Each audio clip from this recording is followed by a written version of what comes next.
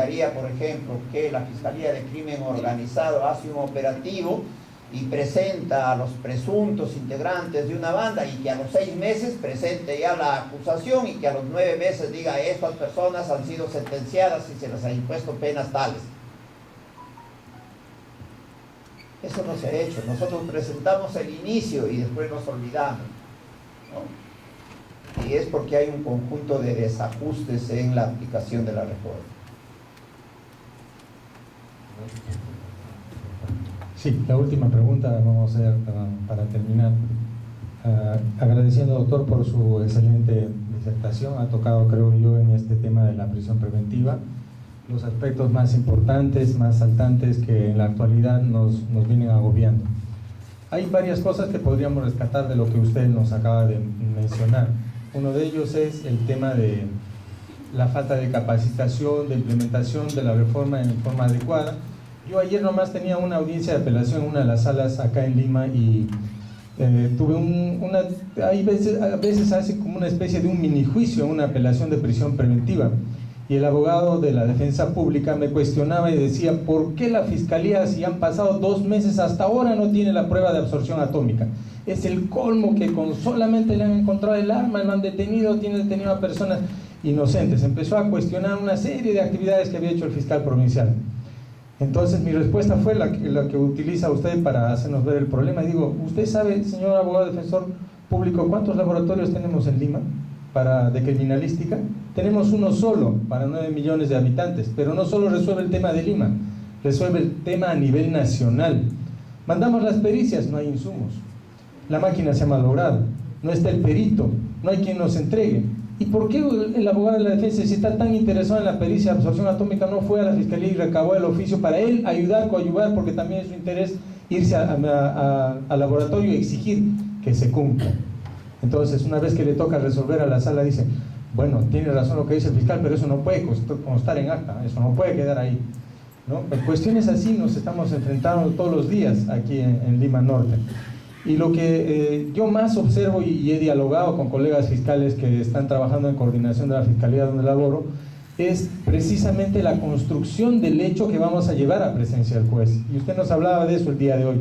Nos decía, se requiere como elemento de convicción prueba del delito y prueba de la vinculación del procesado con ese hecho.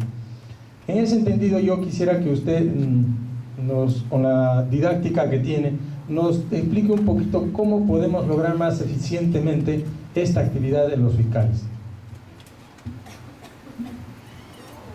Decíamos que para la reforma se privilegió la capacitación en litigación oral, lo que no está mal, porque la reforma también va a solucionar una gran cantidad de incidentes en audiencias, y la audiencia supone oralidad, pero no es completo, porque la litigación oral va a ser ya cuando el proceso esté instaurado y básicamente para la etapa decisoria del proceso.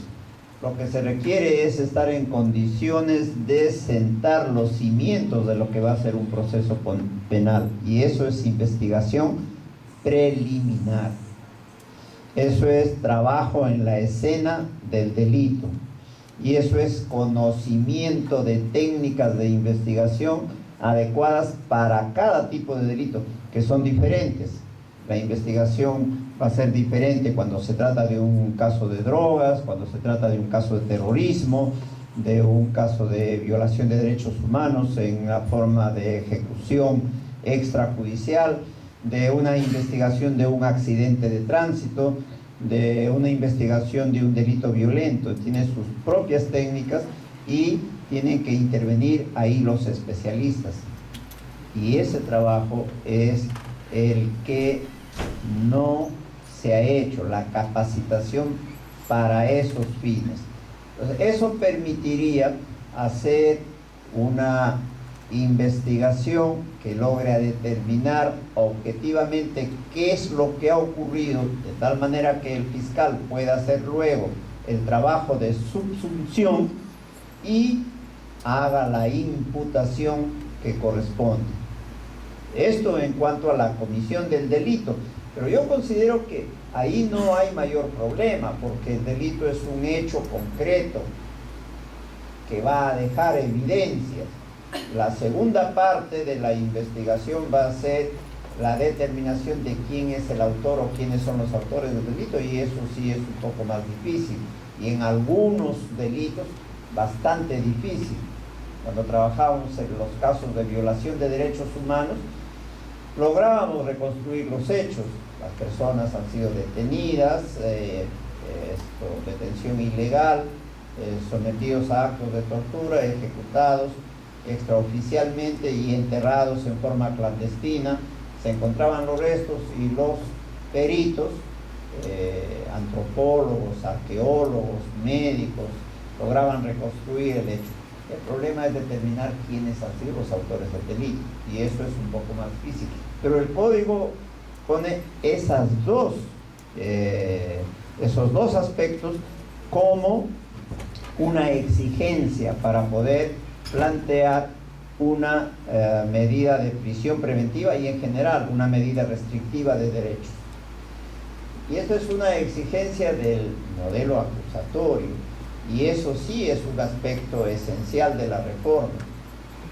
En algún momento hicimos referencia a que la policía por mucho tiempo tuvo la facultad de detener, y detenía para investigar.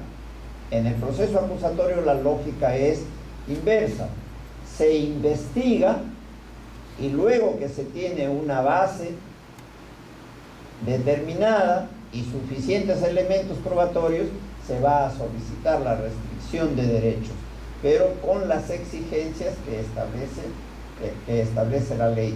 Por eso es que hay que prepararse teoría del delito, imputación necesaria, etc.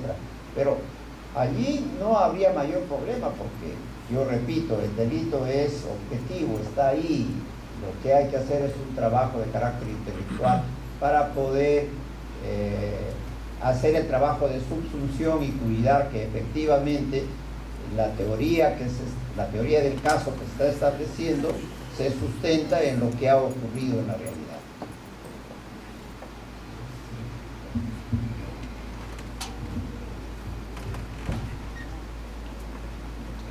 A continuación, daremos la entrega